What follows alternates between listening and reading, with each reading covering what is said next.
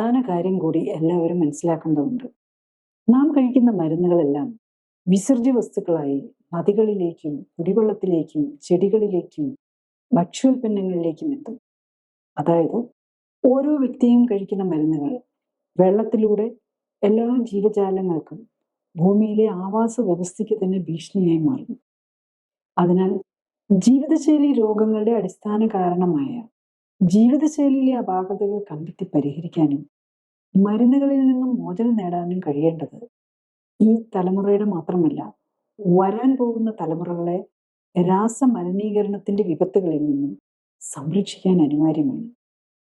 ജീവിതശൈലി രോഗങ്ങൾക്കായി ജീവിതകാലം മുഴുവൻ മരുന്ന് കഴിക്കുന്ന രീതി മാറണം.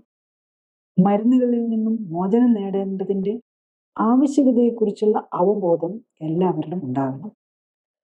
ജീവിതശൈലി രോഗങ്ങൾക്ക് പരിഹാരം മരുന്നും ഓപ്പറേഷനുമല്ല, അതിൻ്റെ അടിസ്ഥാന കാരണമായ ജീവിതശൈലിയിലെ അപാകതകൾ പരിഹരിക്കാൻ സഹായിക്കുകയാണ്. കൂടുതൽ അറിയാൻ ലിങ്ക് ക്ലിക്ക് ചെയ്യുക.